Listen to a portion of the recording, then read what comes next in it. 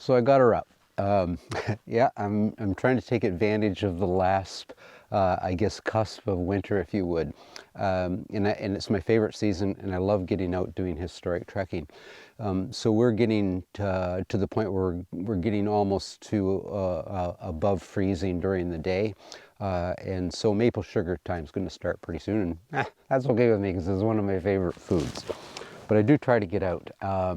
So in terms of winter survival, I call it the 4 Ws. They're the essentials for surviving out of doors in the winter. So there are wind, wool, water, and wood. So wind, if you can get yourself out of the wind, you got it 90% beat. It's like training a horse. If you've trained the horse, whoa, it's 90% trained. So get out of the wind, because even without fire, you got blankets and you're not exposed to wind chill, you'll survive the night. Wool is the next one, and that's all I wear. Every garment I wear except for my hat, and I always wear a broad brim hat. Very typical in the 1700s. They wore them to keep the sun and the rain off in the summer, but if you're walking around in a coniferous forest and it's heavy wet snow like we've had today, it keeps a lot of snow from going down your neck. Next is water. So you've got lots of snow to make water. You don't have to worry about finding a source in the winter. And you need that to stay hydrated. You can, I carry a little bit to sort of get my belly started, but and to sip on as I'm trekking about, but you don't have to carry a lot of water because you can make it. And finally is wood, because that's the fuel. And my rule of thumb, because I learned this the hard way, it was the hard knocks of winter trekking, was I didn't have enough wood one night. So basically the rule that I live by when I'm out doing this, and it's as often as I can, and I hope to spend a few nights out here, so gather lots of wood. So I gather what I think I'll need, and then I double it. So those are the 4 Ws of survival in the winter. So typically I start fire with flint and steel. I can start it with bow and drill, but today I'm going to start it with Jenny, my musket.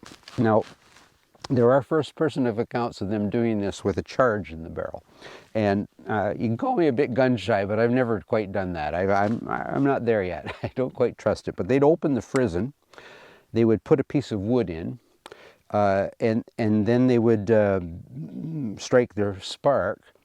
And it was a good tool to have if it was really inclement weather, howling wind, or high humidity, or rain. It generally always worked.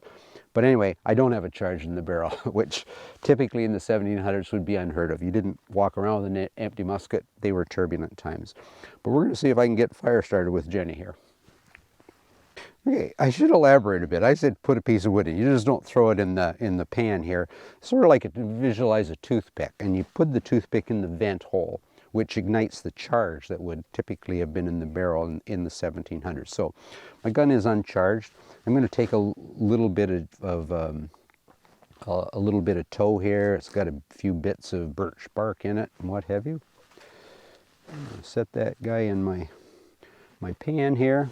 And I'm going to cheat a little. I'm going to take my priming horn, and I'm going to put a wee bit of powder in here.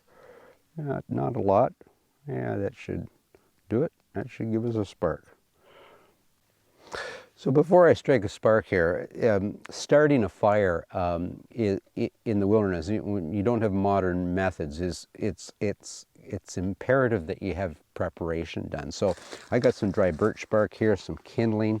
Over here I got some really small sticks that I'm going to put on a secondary, and a few bigger sticks, and over here some larger ones, and got the base built up out of the snow. So let's see if we can spark up Jenny here.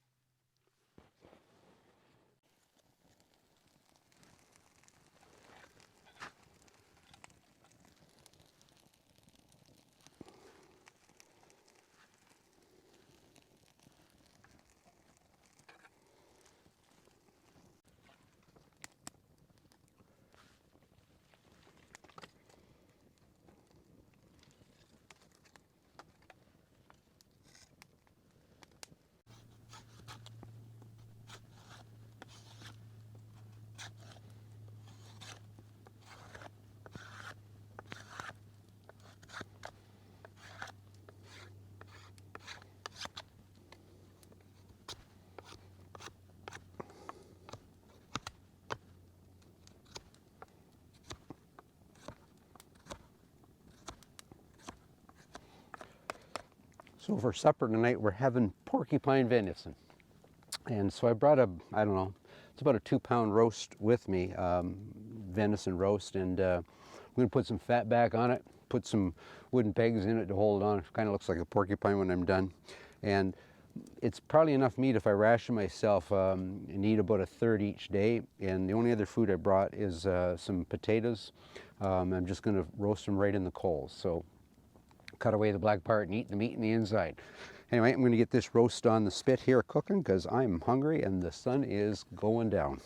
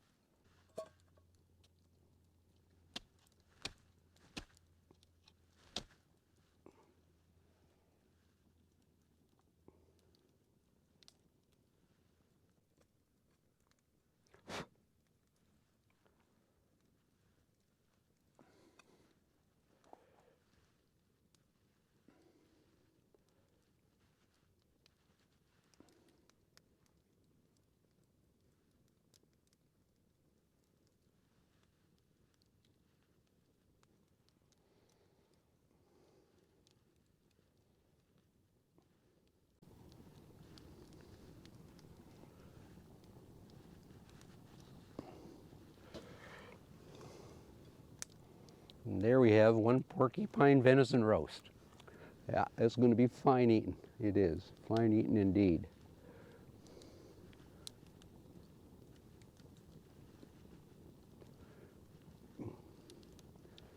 So as far as my fire goes, I'm keeping it pretty small for now to conserve firewood.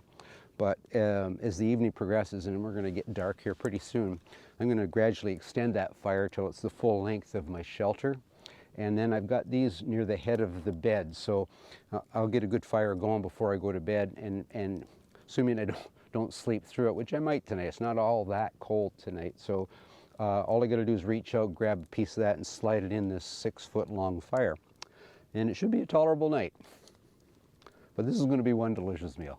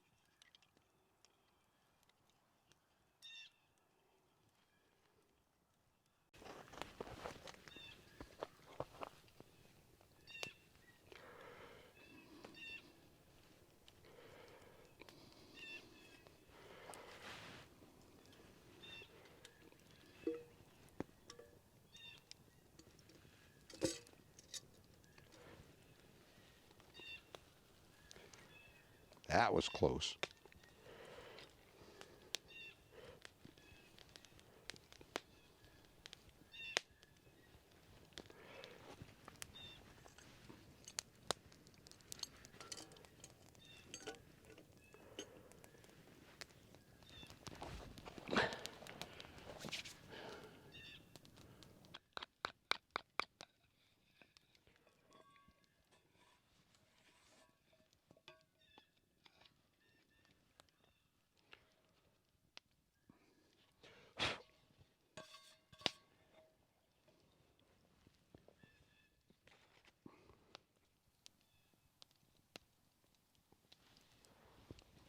Whoa. There's very few things that could wreck my day, but that would have been one of them right there. Oh, lose my fat back.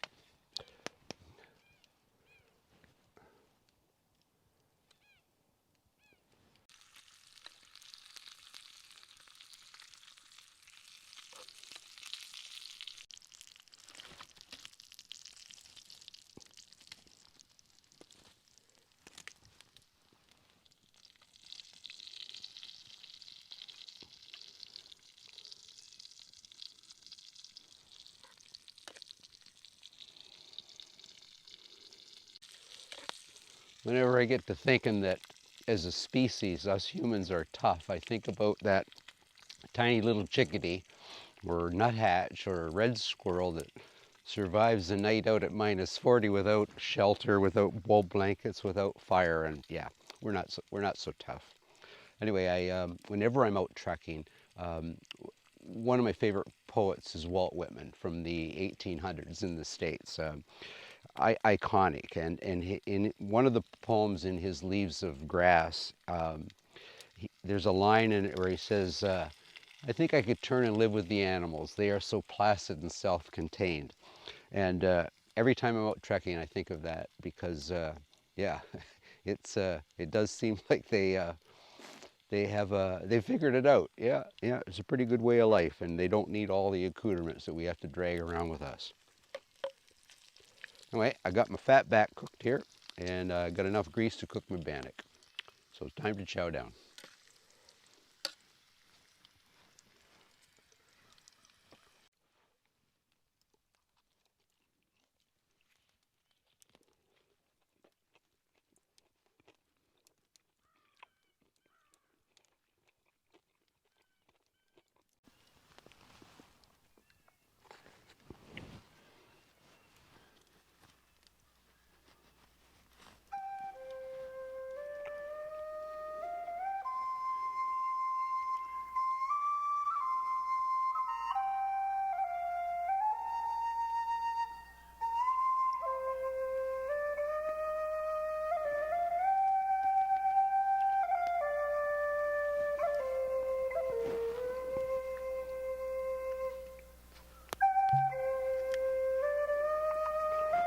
Water's a little slushy this morning.